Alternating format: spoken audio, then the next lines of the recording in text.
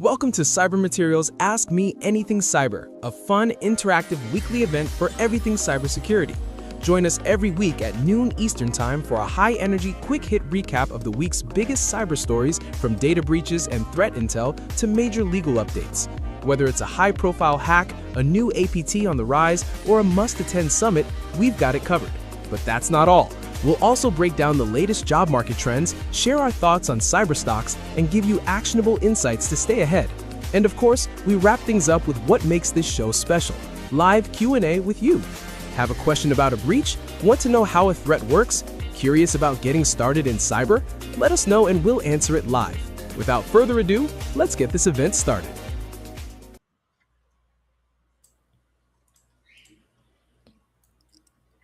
Hi, everyone. Welcome back to another episode of Ask Me Anything Cyber. This is our live space where we have honest conversations and talk about securing our online digital lives. Today, we are focusing on pursuing a degree in cybersecurity, not just what you study, but what the journey actually looks like, uncertainties, internships, certifications, and even moments where you start questioning whether you're on the right path or not. I am Prapti and I'm joined today by my co host Sophie. Sophie, how are you doing today? I'm great today, and thank you for having me again for another Ask Me Anything Cyber. And I'm so happy that we got a lot of people like RSVPing for this event. It looks like today's like topic is very like hot, I can say. Like there's a lot of people looking for a career change or a new path in their like professional lives. So cybersecurity, it's the option.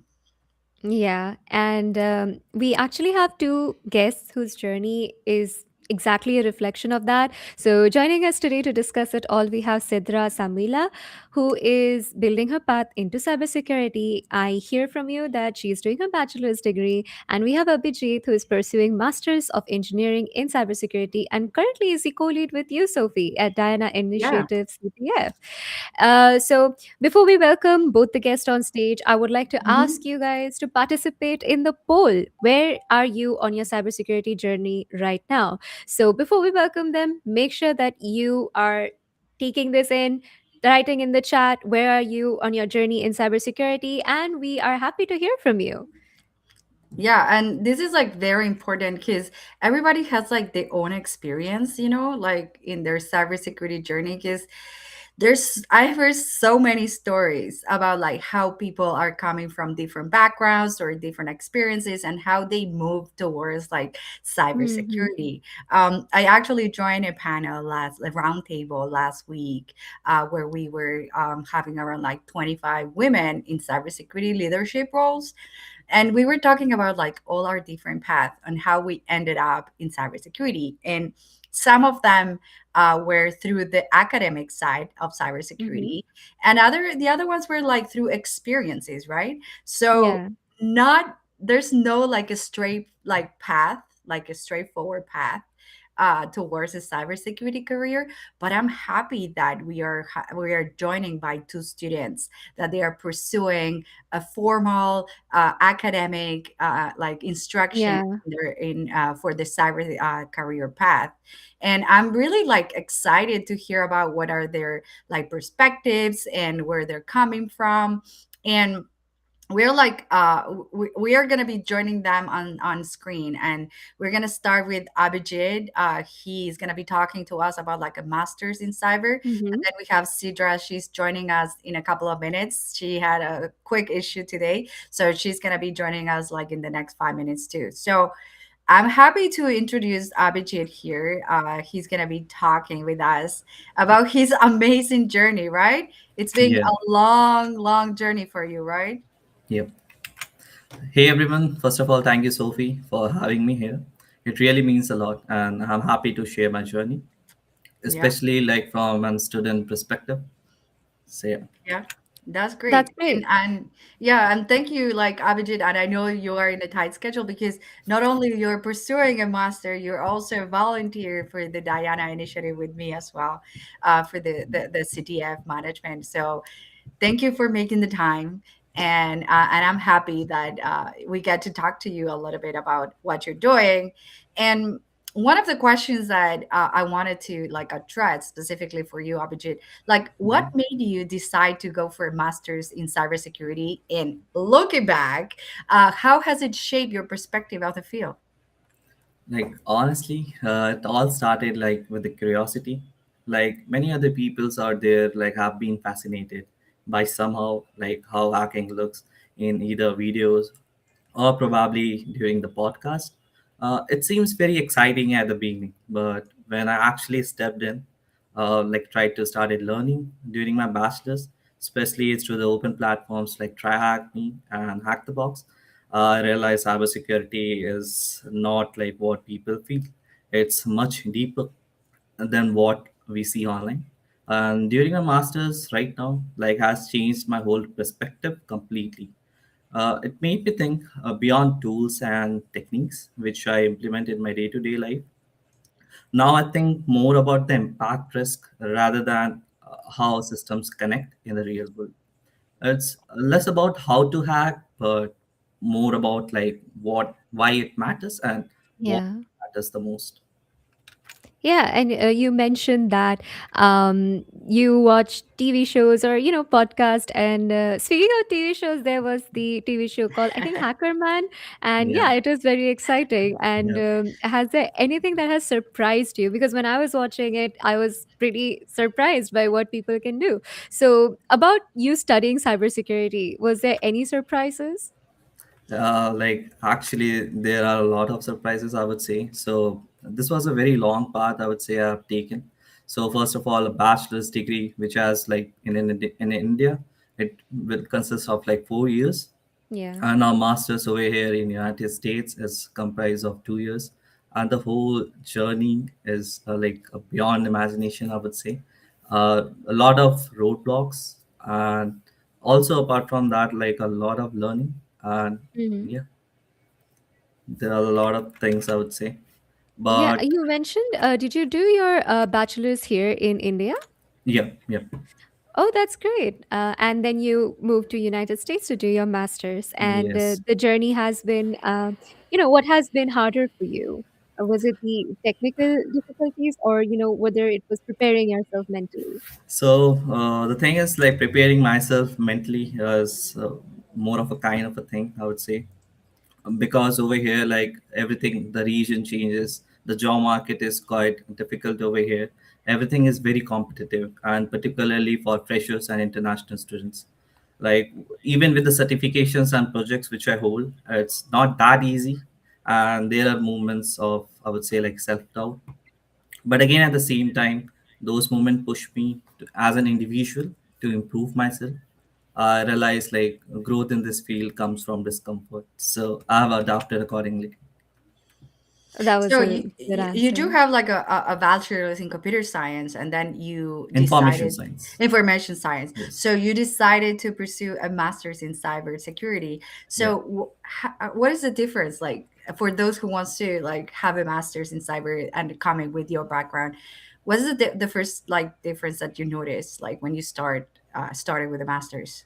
So basically, in bachelor's, like you have like all the core subject related to computers, and for me, like I came from an information science background, so more of Mm-hmm. the things were like partially hardware kind and mostly like computer science related fields. But over there, like few fundamentals core subjects are there which correlates directly with cybersecurity, like network security, blockchain, artificial intelligence, and machine learning. So all these things like directly correlate with the cybersecurity. So that was the initial point, like where like I feel okay, this is a field like which I should discover, and like I deep dive into it. And after a lot of learning and a lot of research with my co-seniors and whom I used to work during the time of internship back in India, helped me a lot. Mm-hmm. That's great. So Yeah. yeah, that is the point where I thought like, okay, let's pursue a master's degree from United States. Yeah. Yeah, that's great. That's awesome. So I'm happy we get to talk about this because there's a lot of people out there that they may have finished their bachelor's in something, right? And they Yeah. want to like specialize in cybersecurity. So for those who wants to make the jump, like Mhm. what is that like the first like advice that you want to give them, like when they're like applying for the masters or looking for the right program or the right like classes? You know, every masters, they may have their own curriculum, and they have their own like perspective. So what made you choose this one specifically? So for me, like my path was very like precise, I would say, because back in during my bachelor's, I was pretty much centric towards cybersecurity because like all my projects and final year projects, everything revolved around security. Mm-hmm. So that is the point where I thought like this is the branch like which I want to dive into and want to learn from all the professionals out there. So like initially, I started reaching out there via LinkedIn to all the professionals, started watching live videos. I started following people's over Twitter, I would say, and there was a ton of learning. So from there I pulled down, and I like from the segregation, like we know cybersecurity is really very huge, so I cut Yeah. down the chase. And after that, like I stand like keep myself to a point where I got the internships, especially because hands-on experience is really the thing like which matters the most, I would say. So from my internship at Nokia, I drastically changed to cybersecurity forensic analyst, where I got the blue teaming side of the defensive side of the security, I would say, all the forensics side of the security. Then Hmm. I was like pretty much sure, okay, this is the field like which I really want to dive into, and that was the point like where I opted for a master's degree in cybersecurity. That's That's great. yeah. Yeah, I was actually about to ask you, as somebody who has done internship, what do you think employers are actually evaluating when they, look at students? Is it mindset or consistency? I would honestly say like consistency, because as in fresher, like they tend to know like you don't know everything, right? So what matters the most is the consistency over here. So they do an analysis, like a thorough analysis, what you are doing and what you are up to, what you are like learning directly. So this is the thing which matters the most during the internship, which I have found myself with. So yeah. Thank That's you so great. much for sharing that.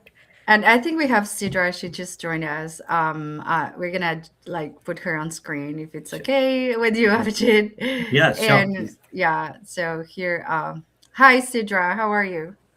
Hi, I'm good. Oh, How's it going? Thank you for joining us. thank you for having me. I'm So sorry for that's being great. late. No, that's all right. I mean, New York City, right? Yeah, and I had exam So, today. oh, how is it? It was good. It was a Windows Okay. and networking exam. Oh, networking. Well, we're here to talk about like cybersecurity path. So you are pursuing a bachelor's with cybersecurity in cybersecurity, right? And Um, yeah. yeah, and we were talking about with Abhijit. He has a bachelor's in information security and information science. Sorry, and he pursuing a master's in cyber. So, from your perspective, like from the bachelor's that you're pursuing, what are the new things that you have learned from the career that the path that you have like chosen?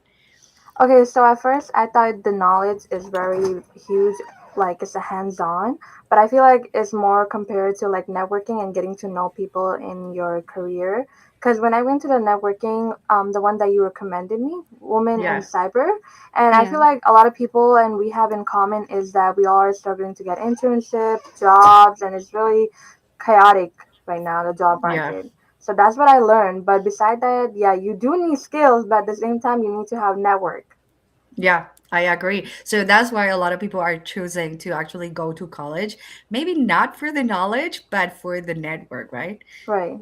Yeah, so that's great to hear from you this part because like I always talk to like people that they are asking me for advice like what should I do? So my first advice is always like grow your network because most of your job recommendations are going to come from someone that you actually know. And we know Mhm. like the job market is a little bit cold right now, so when you Mhm. apply for thousands of jobs, they rarely get back to you. But if you know someone that knows someone inside a company, they can recommend you. So growing your network is part of this like cybersecurity journey that we talk about. Like actually 2 weeks ago, we had a cybersecurity recruiter and she was Yeah. talking about Yeah. that and how like how to network and how to grow your portfolio of people and more about like the knowledge. It was like actually knowing the right person. So I wanted to like ask a question to both of you, and I feel like this is goes to directly to the career path that you're right on. Since you started this cybersecurity program, like have your interests like shift at all? Like what areas are you really drawn to? Like offensive security, defense, AI security, or is there anything else? Okay, so I took Linux recently and I really like it. I like how we're working with the machines, how we're coding, and how we access system and like how we have to create website. And I really like that and I'm into it. But last time I met up with someone like at the Women in Cyber, they were talking about how he's a hacker and Mm-hmm. he really loves his job, you know. But I told him like I'm not more of a hacker. I want a defense for like what you do, like 911. So I want to do Mm-hmm. that. I want to help the government, because right now AI is very crazy, Mm-hmm. and people nowadays are taking really bad advantage of like what do you call it, security and AI, and basically internet in general. Yeah, that's great. And you, And Abhijit? From my point of view, I've already like had a taste of defensive side of the security because I was a security analyst over there, like forensic analyst over there back in India. But I had to transition because like being an international student not easy over here in the United States, and eventually like the blue teaming side of the security over here in States is mostly governed by the government folks, and we Yeah. need something called security clearance, which Mm-hmm. is like a blocker for us as an international student. So Mm-hmm. what I chose is like from my initial like the first month I chose offensive security. I started deep diving into it. I had my whole path laid down. I tried to try to attend a lot of conferences out there, whatever is going over there in Washington DC.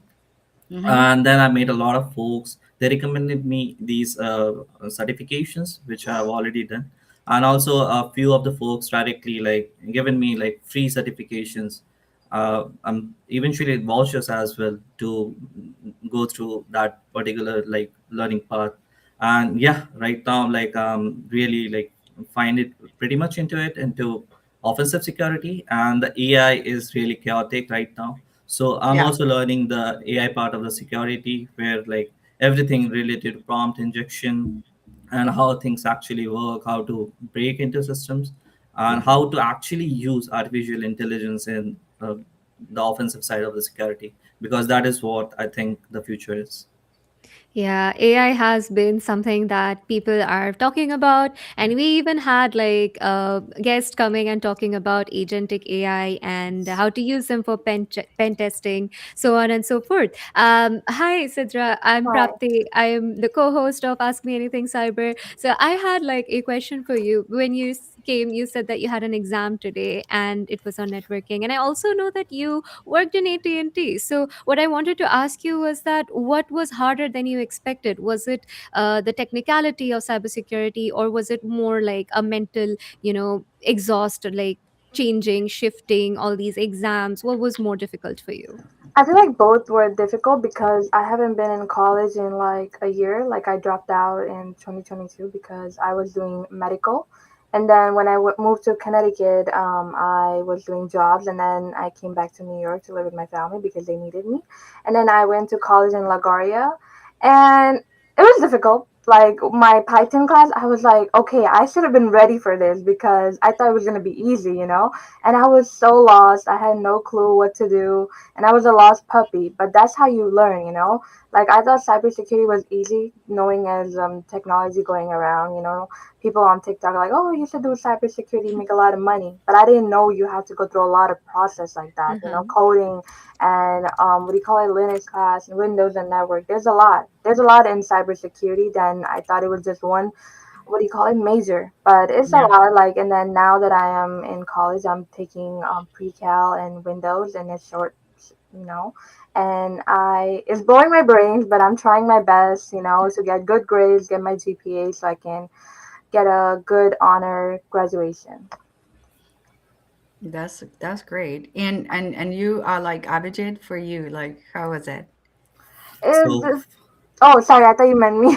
No, no, I mean like mentally or like technically, like which one is more challenge for your masters? So I would say, like, especially both for me in this particular scenario, because uh, the thing is, as being an international student over here is not easy, and it's Mm-hmm. challenging at the same time. It's both mentally draining as well, because I have to cope up with being apart from family, also take a lot of toll. And also, like, there is this competitive market which is quite challenging, and balancing ambition with the mental health has really been like one of the biggest lessons which I have learned so far. So yeah. Yeah. And actually, there's a great community out there, mental health hackers, that they Yeah. actually help a lot of, like, if you can find them at conference with their villages that help you cope with all Okay. these ups and downs of the cybersecurity journey. Yeah. So, Prapti, you have any question Yeah, for? I was gonna ask you. I've asked you already, Sidra, about the.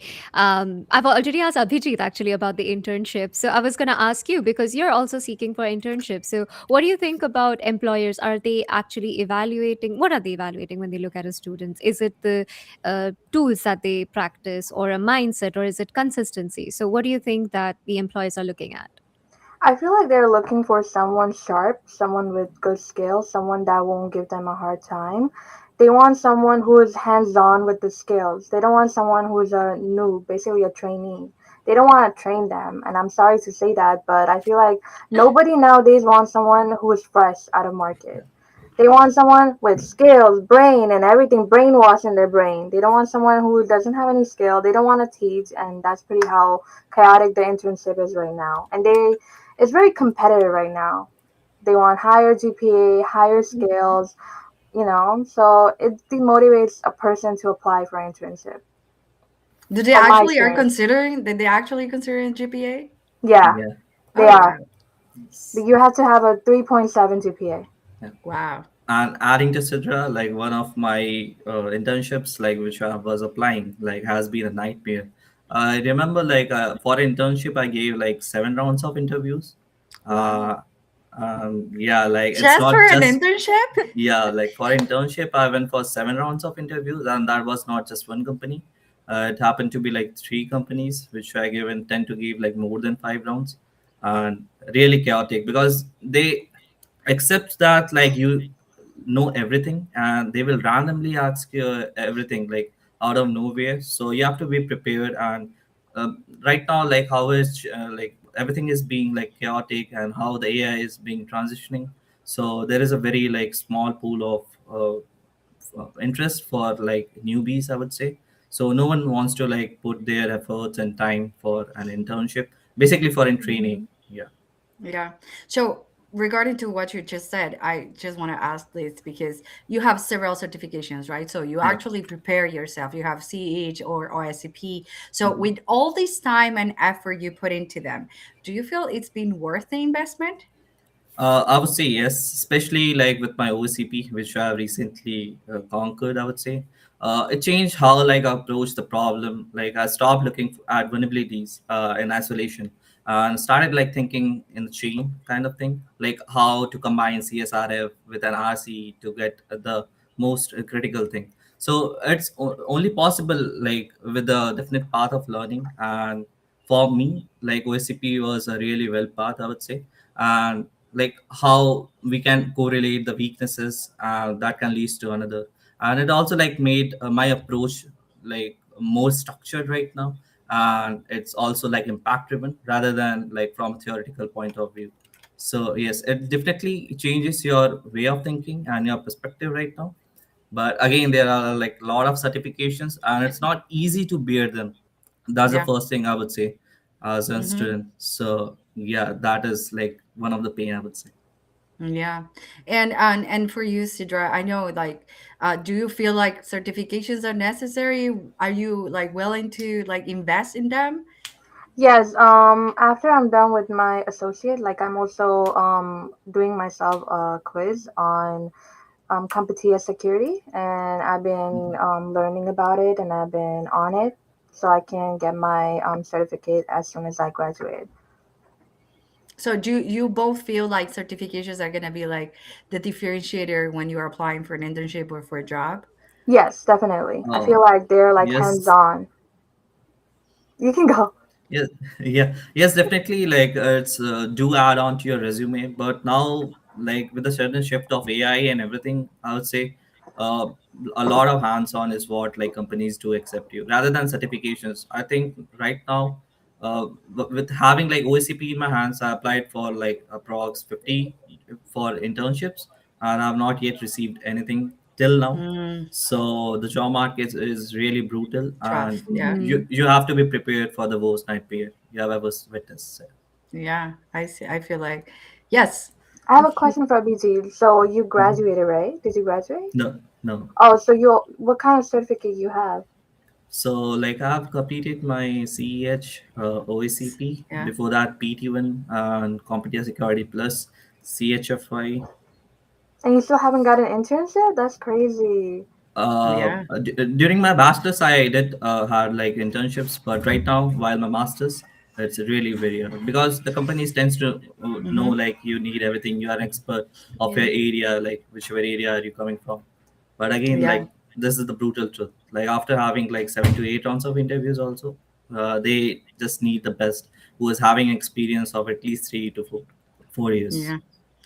That's great. And we do have a question from the audience on LinkedIn. Mhm. He's asking like the question is should I jump into this case? He's in a generalist like background. So what do you guys like want to tell him? Well, what do you want to tell Sagar? Like should he jump into this? Is he really passionate about it? Like, if he is really passionate and if he has the interest, then he should definitely go for it. And I feel like he should prepare himself, like watch videos on YouTube, take courses before he get himself, like actually enroll himself in a career. Because you need to have knowledge, you know? It's very important. Yeah. And Yeah. I think he is also asking like, would he should he go for masters or build personal projects? What do you think, Abhijit? Should which path should he pick here? I would say, like, whenever someone comes to me over the LinkedIn and asks me, should I pursue? I definitely, I straight away say, if you really want to pursue, try to clear Competia Security Plus because that is the basics. It consists of everything which a beginner should know about. And if Mm-hmm. you're able to clear that particular certifications in around like 3 months of span, so I guess like you're pretty much inculcated in that particular moment. and yeah, you're good to go. But again, like projects are the one thing which significantly makes you apart from the whole the Yeah. pool of Mm-hmm. students, I would say, who are applying from the same job. But again, something we call like hands-on, like something like what recently like I picked up is bug bounty and vulnerability disclosure program, because this tends to be the exact scenario where the real life implications are, rather than like solving a problem statement. Yeah. Because now with the help of AI, like everyone is try to solve like the problem statement, but no one is trying to solve the exposures like which are Yeah. already there on the internet.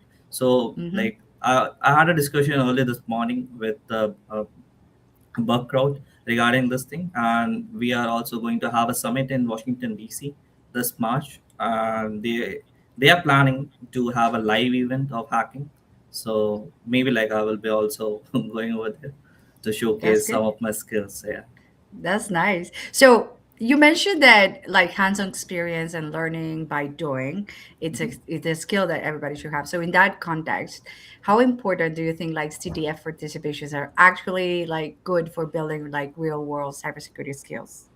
So coming on to the CTF, this is a whole definite scenario. I would say like the things are really chaotic in CTFs as well, because everything works with the fundamentals now that like AI has already pulled everything. So right now, like whenever I participate in the CTF, recently that like this Monday, Saturday or Sunday, I just participated in one of the Mm-hmm. CTFs. Within 1 hour, the team scored around 22,000 points out of 35,000 Mm-hmm. points. Mm-hmm. That is obviously like some insane scripting and MCP servers and everything, right?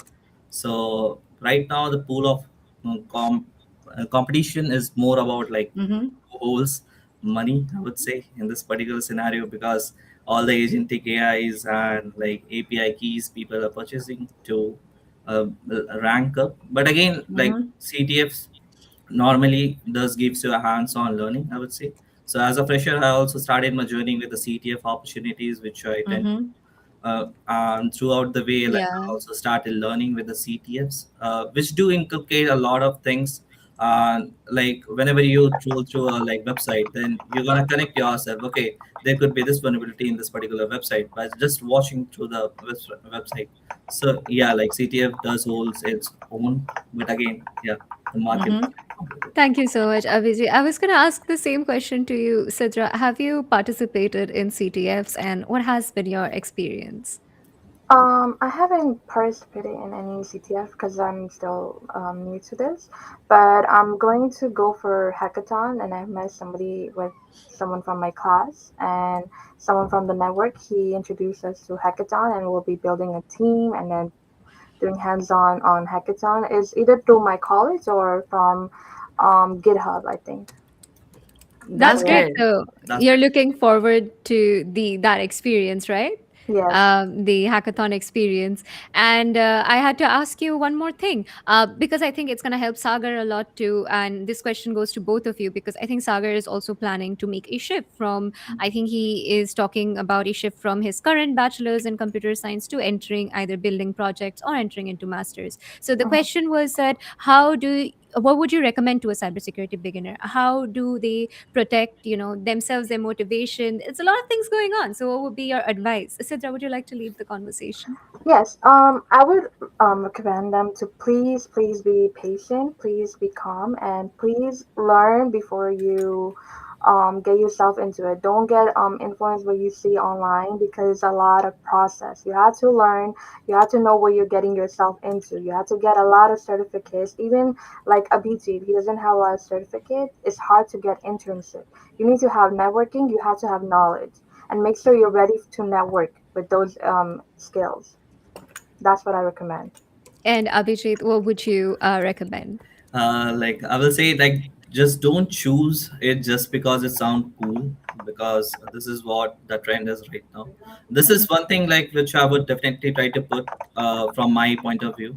And also be ready for like continuous learning and uncertainties, because there are a lot of uncertainties in this particular field. Always try to build practical skills alongside your degree. Certifications and projects matter, but real understanding matters more in this particular field. And obviously consistency will take you further. rather than any hype. Yeah. Thank you so That's much. great. Yeah. And this is just to close today's event because we are like we want to wrap up. I want you to look back, on your journey, like classes, certifications, CTF, internship, everything. What is like one mindset or habit that made the biggest impact on your growth in cybersecurity path? I would say curiosity and discipline because this is one of the biggest factor like which I have inculcated during my OCP journey because discipline is one of the thing which you have to acquire in yourself and always stay curious enough to explore deeply about anything which you are going through and discipline enough to stay consistent even when it's get hard.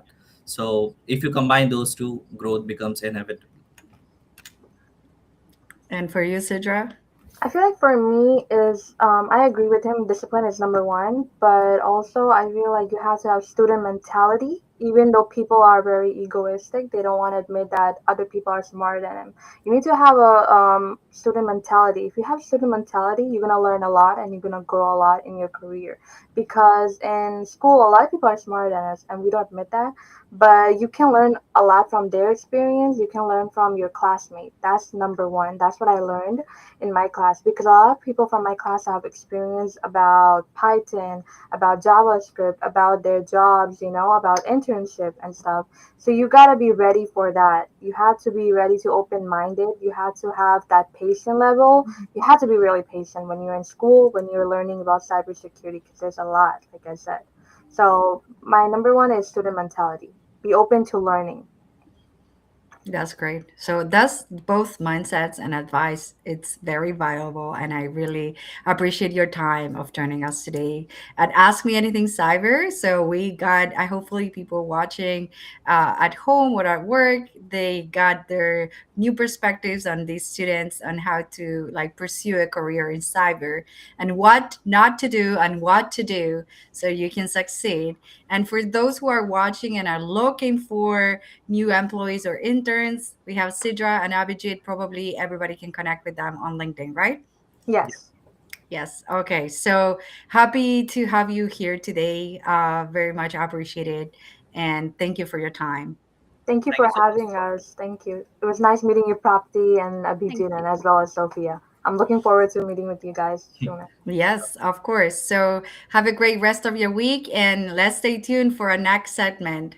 Bye Sure. Thank you bye. so Definitely. much once Thank again. you. Thank you for having us. Okay, that was Abhijit and that was Sidra. If you have any more questions, you can actually reach out to them directly. And as Sophie mentioned, if you have any opportunities as well, you can reach out to them directly on LinkedIn. Plus, if you have any questions for Sophie right now, you can drop it in the chat. I can see that the poll is still up. The poll question: where are you in your cybersecurity journey right now? Please make sure that you tell us about it because we are going to be very happy to hear from you. And before we actually head into the headline recap of the week, we will talk about a segment called Know Your Enemy. And Sophie will be talking to us about what threat we should look out for. But before that, let's watch a video on it. Every cyber attack has a face, from malware and scams to the actors behind them. Know your enemy. Stay one step ahead. I know that, So, yes. yeah, sounds scary. Know your Yeah, right? enemy. So tell us, Well, what do we have? so today we're going to be talking about an enemy that has been around since 2019. It's Mhm. an APT called UNC 1069 or Crypto Core. It's the North Korean APT that has been active for at least 8 years now. And they've got their sights set squarely on the cryptocurrency and fintech world. And why we want to talk about this because there has been just a recent research by Mendiant and Google Cloud team Mm-hmm. that they talk about how they are exploiting some social engineering techniques. So what do they do? These guys, they are masters of spear phishing, as we can see on the screen.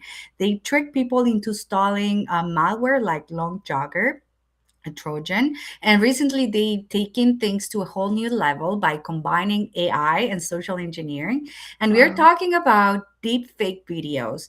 hijack YouTube accounts, compromise Telegram accounts, and even fake Zoom meetings, that they were all designed to make you click, download, and send crypto to them.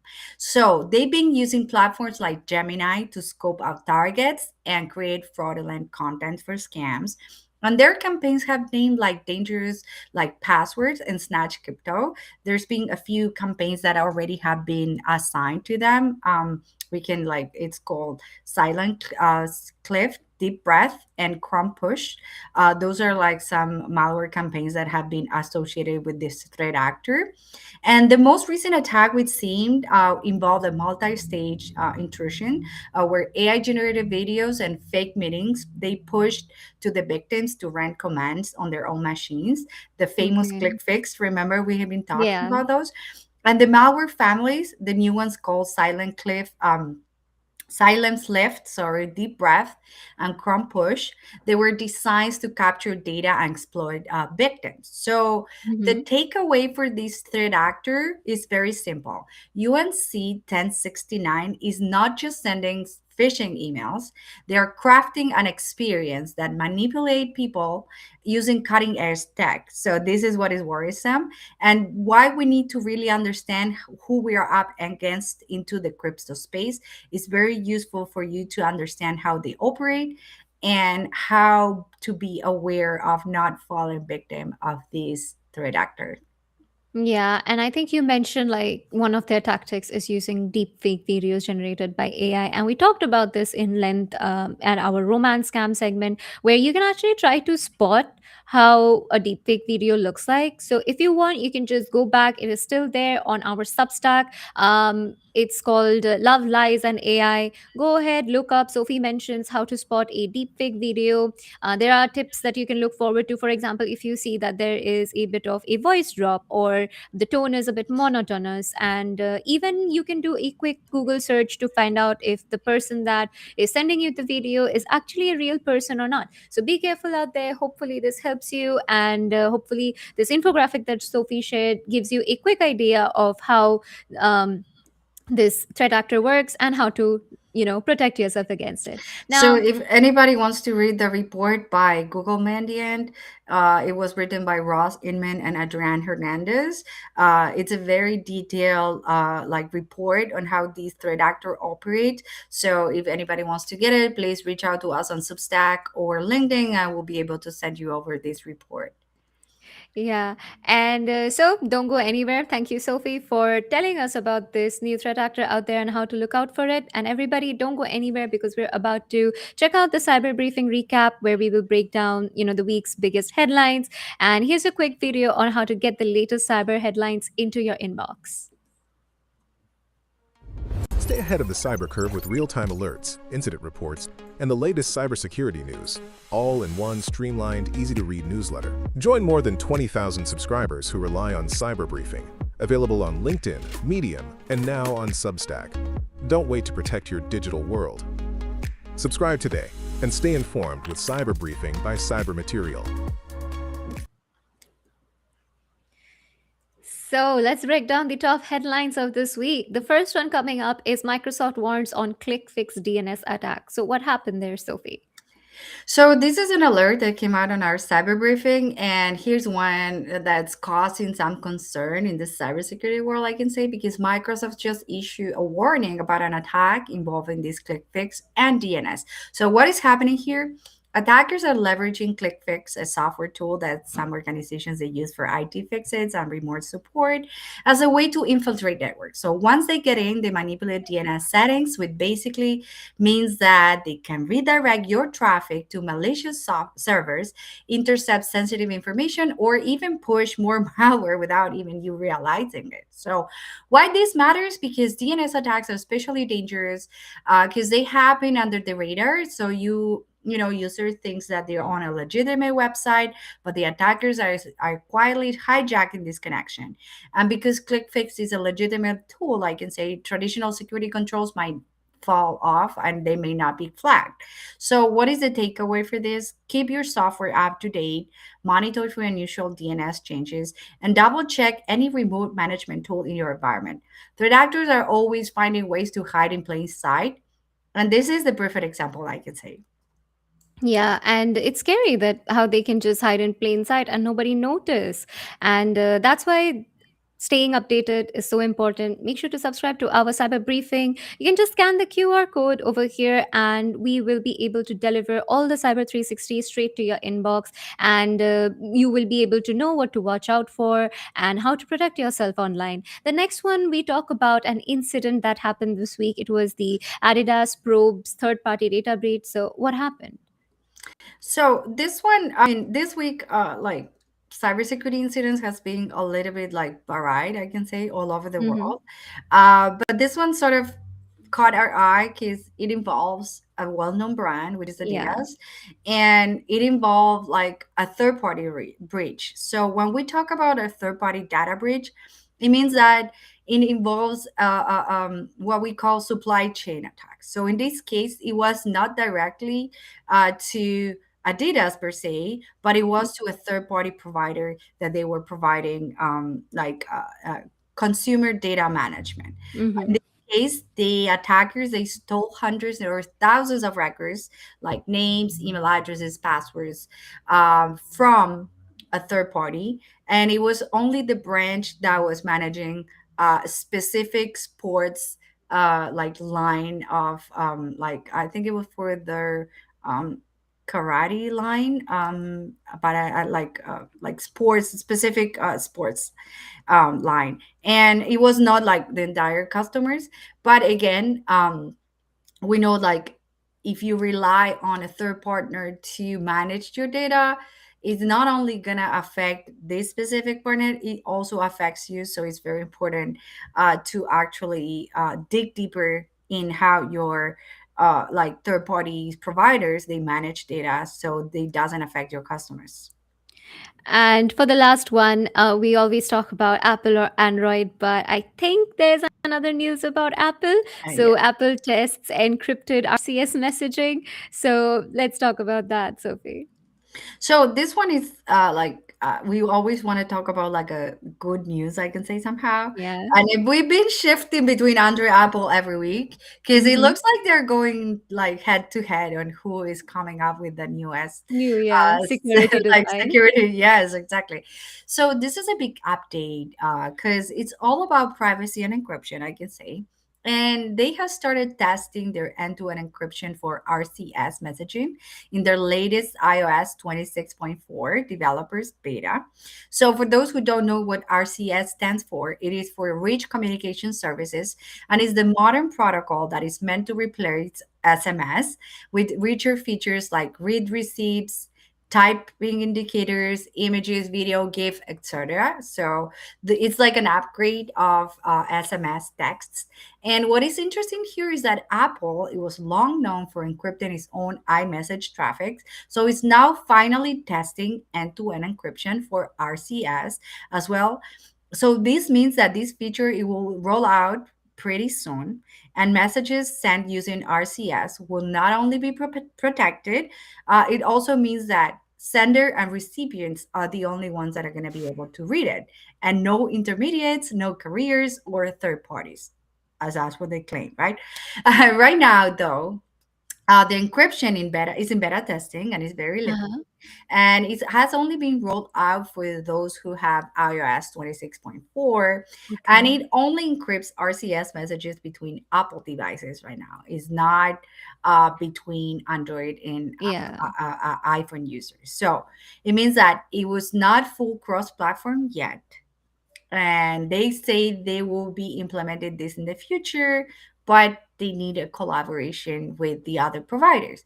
Now is only available for iPhone, which is for the iOS 26.4, Yeah. and later it will come for iPad OS, Mac OS, and Watch OS. So right now it's only available for mobile. And from a security perspective, I can say this is a huge step forward because I feel like Apple is aligning with the, like with the security standards that we are always begging for. Yeah. And this could eventually make text messaging as private as apps like using Signal. So Wow. it's still a little bit early, I can say, and cross platform is not going to be there yet, but Yeah. at least it's something. So in short, I feel like we are getting into that era where communication is turning private, I can say. Yeah. And And I feel like companies are starting to even listen to what we want in terms of privacy and security, which is a great deal. yeah. So, thank you so much, Sophie, for talking about all of the headlines of this week. Also, since today's session was about pursuing a degree in cybersecurity, I would like you to know that on Substack, we actually share documents. We share them on LinkedIn as well as on Substack. But on Substack, you can find the entire series at one place.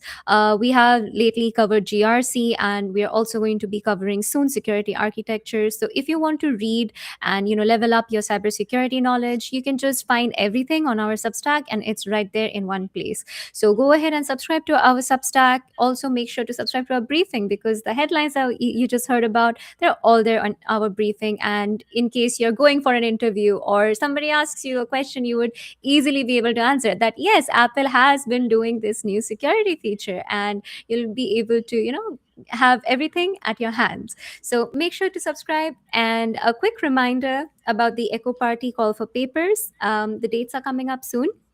So if you have, building a research work on offensive or defensive techniques, threat intel, hardware hacking, or privacy, or anything that you feel like is pushing the boundaries, this is your chance to share it with a global audience. So for technical talks, Echo Party is known because they have a very strong community. So if you want, go ahead and submit, and the deadlines are coming up soon, so don't forget about it. And thank you, Sophie, once again for joining us. Thank you, Prapti, for having me. And I was very happy to have two students that they are pursuing a degree in cyber. And what are their feelings for those who are thinking about it or are going through that right now? Yeah. And also, we would like to invite you for our next event coming on 26th. I think it's going to be on Threat Intel, and we are going to have a great time talking to you. And hopefully, we can see you again soon on 26th of February. Okay, see you soon. Bye bye. Bye. Thank you for watching. Stay tuned for our next Ask Me Anything Cyber, a fun, interactive weekly event for everything cybersecurity. Join us every week at noon Eastern Time for another high-energy recap of the week's biggest cyber stories, from data breaches and threat intel to major legal updates. Whether it's a high-profile hack, a new APT on the rise, or a must-attend summit, we've got it covered. But that's not all. We'll also break down the latest job market trends, share our thoughts on cyber stocks, and give you actionable insights to stay ahead. And of course, we wrap things up with what makes this show special, live Q&A with you. Have a question about a breach? Want to know how a threat works? Curious about getting started in cyber? Let us know and we'll answer it live. See you next week.